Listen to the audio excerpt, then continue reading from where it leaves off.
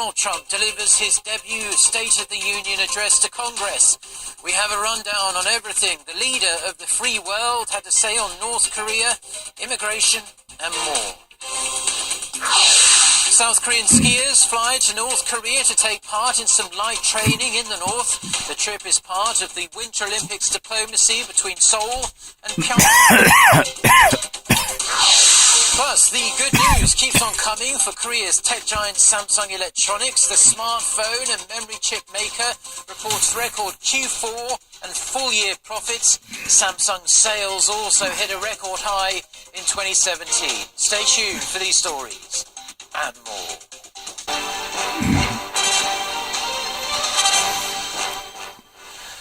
Hello, it's noon on Wednesday the 31st of January. You're tuned in to our midday newscast here on Arirang TV. Thank you as always for joining us. I'm Mark Broom.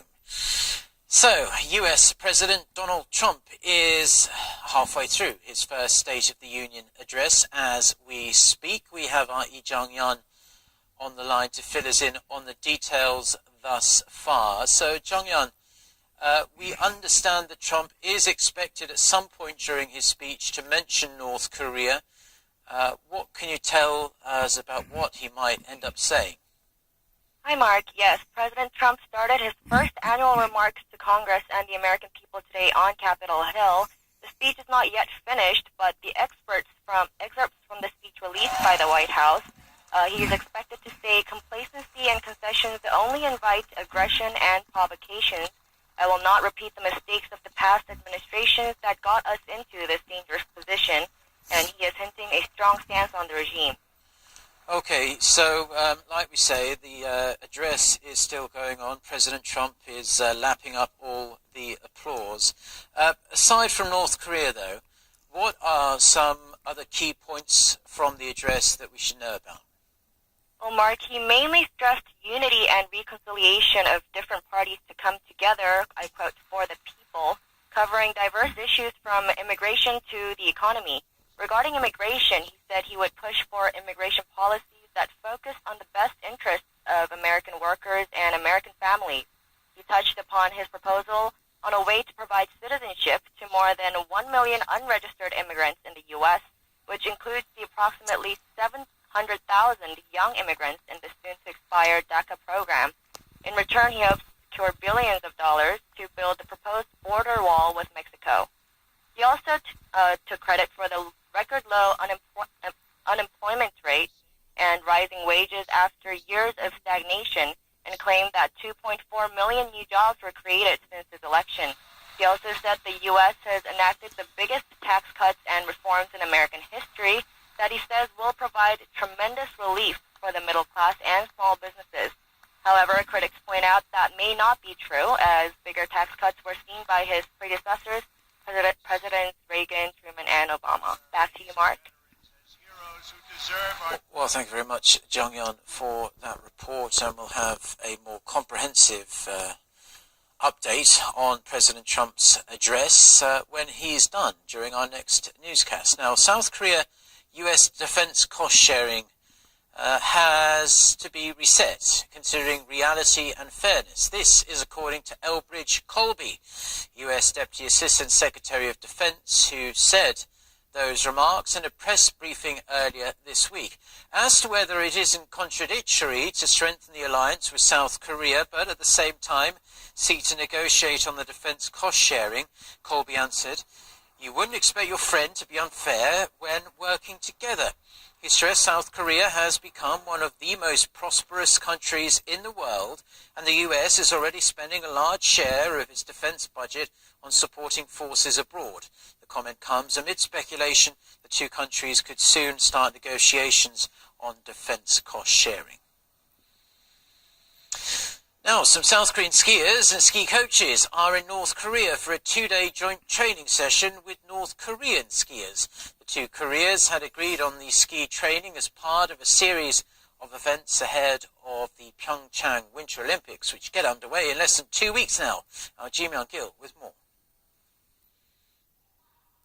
Some 31 skiers from South Korea are at North Korea's Masikryong ski resort on Wednesday. the group of non-Olympic skiers and ski coaches took a charter flight to the North Galma Airport, some 45 minutes away from the resort. On the first day, the skiers will do free skiing, getting used to the slopes of the Masinyeong ski resort and having friendly races with the North Korean skiers. On the second day, the South and North skiers will hold joint training sessions. North Korean skiers who will be taking part in Pyeongchang 2018 will also be participating in the training session. Once the joint training session ends on Thursday, South Korean skiers plan to fly back to South Korea with the North Korean athletes accompanying them. Prior to the joint event, South Korea has been in close consultation with the United States. The Seoul government has stated that the inter-Korean sports and cultural activities won't break the international community's sanctions on the North. Last September, the Trump administration announced a set of sanctions that included banning vessels and aircraft that have visited North Korea within 180 days from entering the U.S. 지명길, 아리랑 뉴스.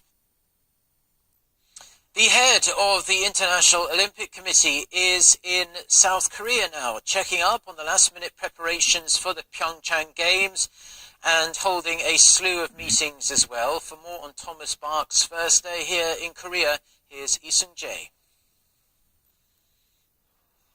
It was day one in Korea for IOC President Thomas Bach, who arrived at the host city of the 2018 Winter Olympics via a KTX bullet train from Incheon International Airport, pulling into Jinbu Station, where he was greeted by dozens of Olympic volunteers.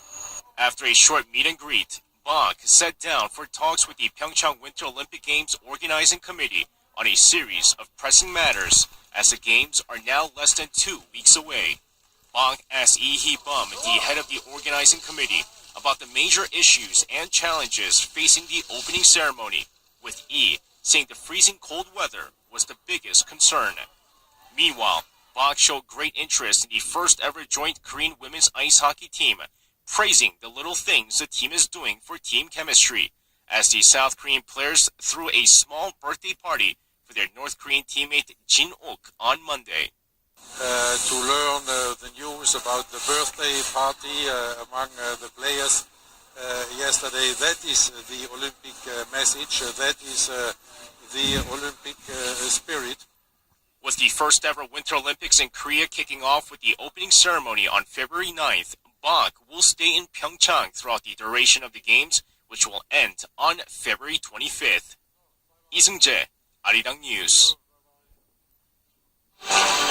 Of the country to restore democracy and a constitutional amendment that's focused on bettering people's lives. He also called for cooperation from the opposition so that North Korea's participation in the Pyeongchang Winter Olympics can be the start of pursuing peace on the peninsula.